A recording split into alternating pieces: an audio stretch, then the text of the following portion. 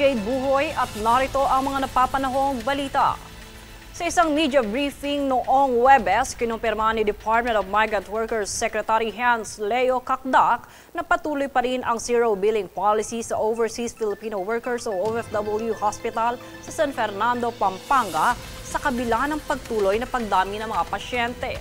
Ayon naman kay Hospital Officer in Charge Chief Dr. Patrick Louis Maglaya, mas maraming pasyente ang kaya nang i-accommodate ng hospital kumpara noong nakaraang taon. Dagdag pa niya, walang binabayaran kahit isang kusing ang mga pasyente mula sa konsultasyon hanggang operasyon. Catered ng hospital ang mga aktibo dating OFWs, ang kanilang mga dependents. Isinagawa ang paggunita sa ika-127 anibersaryo ng Bacoor Assembly sa Bahay na Tisa bilang pagkilala ng makasaysayang papel ng lungsod sa pagtatagtag ng kasarinlan ng Pilipinas. Ito ngayon ang detalye mula sa aking ulat.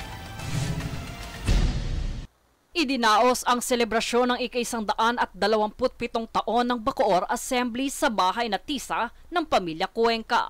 Tinaguri ang First Malacanang kung saan ginanap ang mahalagang pagpupulong ng pamahalaang revolusyonaryo noong 1898. Sa parehong araw, nilagdaan ang Acta de Independencia na isinulat ni Gat Apolinario Mabini na siyang unang dokumentong opisyal na nagpahayag ng kalayaan ng Pilipinas mula sa kolonyalismong Kastila. Pinangunahan ni General Emilio Aguinaldo ang pagpapatibay sa dokumento, kasama ang mahigit 200 na gobernador mula sa 16 na lalawigan na dumalo sa gitna ng digmaan. Sa kaganapan dumalo sa makasaysayang pagunita, sina Cavite 2nd District Representative Lani Mercado Revilla at iba pang mga lokal at pambansang opisyal na nagpahayag ng suporta sa patuloy na paglaganap ng kasaysayan ng Bacoor. Isa ang kongresista sa mga nagsulong ng Republic Act No. 12073 o ang Bacoor Assembly of 1898 Act na naglalayong kilalanin sa batas ang mahalagang ambag ng lungsod sa kasaysayan ng bansa.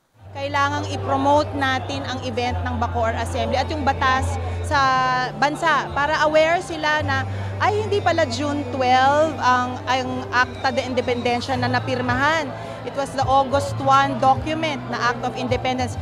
Dito pinasalamatan din ng pamahalaang lungsod ang pagsuporta ng National Commission for Culture and the Arts at National Historical Commission of the Philippines, gayon din sa pamilyang Cuenca at iba pang tagapagtaguyod ng kasaysayang lokal.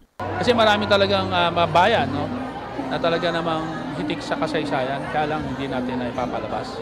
Hindi natin napapayatahara sa ating mga kababayan. Kaya dito sa Bacoor, pinipilit natin na yung history ng Bacoor ay talagang alam ng ating mga kabataan. Ipinunto rin ng mga tagapagsalita ang kahalagahan ng pagtanaw sa nakaraan upang mapanday ang kinabukasan ng kabataan at ng buong lungsod. Muli kanilang binigyan diin na ang kabayanihan ay hindi lamang bahagi ng kasaysayan, kundi isa ring gabay sa kasalukuyan gaya ng ipinakita ng mga mamamayan sa panahon ng kalamidad. Ito ay sa pamamagitan ng ganitong pagdiriwang layunin ng pamahalaang lungsod na mapanatili ang makabayan at makasaysayang kamalayan ng bawat naninirahan sa Bacoor. Ini-encourage ko ang lahat ng ating po mga paaralan to go on field trips sa National Library to see the Act of Independence of June 12 and the Act of Independence of August 1. This is another new episode of our history na dapat alam nating mga Pilipino. Sa pagtatapos ng programa, nanawagan ng pamahalaan na ipamana sa susunod na henerasyon ang pagmamahal sa bayan, pagkakaisa at pagpapahalaga sa kasaysayan upang makamit ang mas maliwanag na kinabukasan para sa mga mamamayan. Jade Buhoy, nag-uulat para sa Golden Nation Network. Opisyal na inilunsad ng Department of Health o DOH kasama ang UNICEF at sa pondo mula sa pamahalaan ng Japan and Digivac nitong Miyerkules. Isa itong digital platform na layong modernisahin ang listahan ng pagpapabakuna sa bansa at matiyak na fully immunized at protektado laban sa sakit ang mga bata. Matutugunan nito ang mga patuloy na issue gaya ng pagsubaybay sa mga individual upang hindi makaligtaan ang nakaschedule na pagbabakuna. Unang itatalaga ang Digivax sa 13 lokal na pamahalaan sa buong bansa.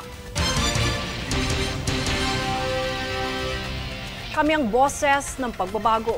Ako si Jade Buhoy at ito ang News Pulse. Sa ulo ng mga balita, zero billing policy sa OFW Hospital tuloy pa rin sa kabila ng pagdami ng mga pasyente. Resolution debate sa impeachment nakatakdang ganapin sa August 6. Pilipinas at Japan inilunsad ang Digivax upang imodernisa ang listahan ng pagbabakuna sa bansa.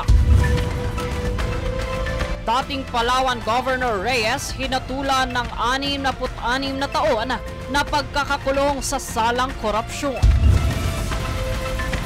Ika-127 taon ng Bacoor Assembly iginunita bilang pagkilala sa RA 12073. Misdeclared vape products galing China nasabat sa MICP. Batas at pantay na balita, komprehensibong ulat para sa pulso ng masa. Ito ang News Force.